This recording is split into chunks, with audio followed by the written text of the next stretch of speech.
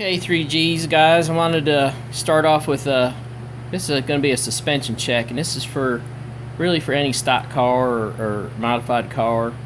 There's two or three places you want to check on this type of suspension. One of them could fail on you is this rear ball joint right here.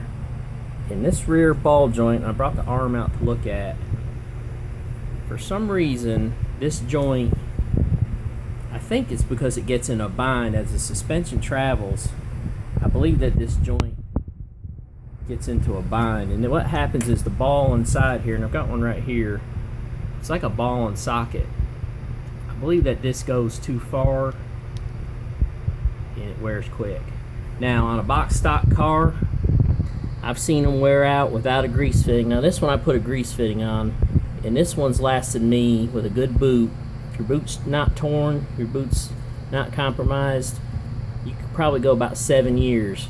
But 2 years is about all you're going to get on this stock arm. And this is how this arm is sold, complete.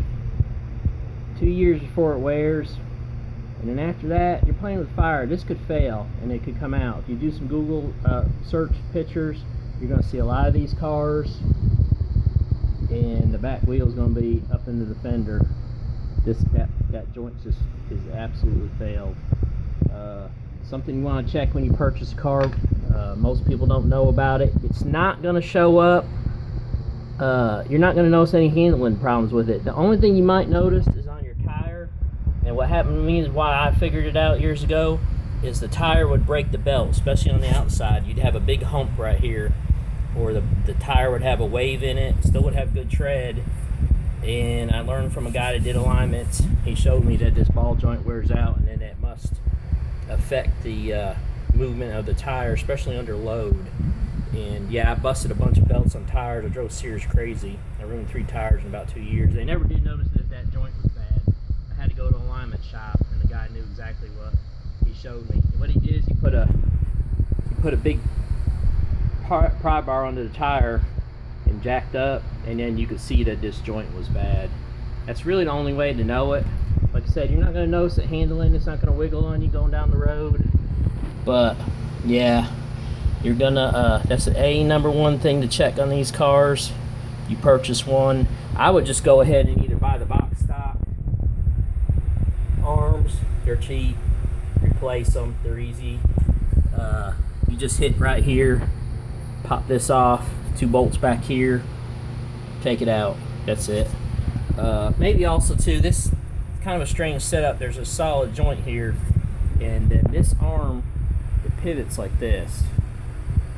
So that bushing, and even on this stock one, so you can't turn it. So you're constantly in a bind here. Guys up north, this bushing could wear out or rot, and then it shouldn't be loose. Like, see, I can't turn this one even though this one's old.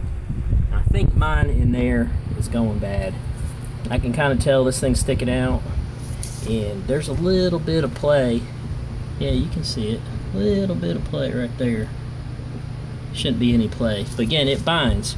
It's just pivoting right here. It doesn't really make sense. This would be a good spot for a spherical bearing or a bearing or some kind of float bushing.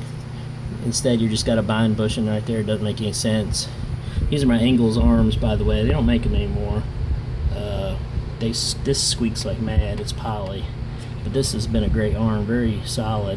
I got some nice negative camber in the back. I run about 2 degrees negative camber. I'll talk about that later. But anyway, okay. Yeah, it went over 2 minutes, but that's important. So check this ball joint, replace, don't let it go. Your tire's gonna come loose. It's gonna be up inside the car. You're gonna probably mess up in here, and you're gonna be busting on the side of the road. All right, thanks, bye.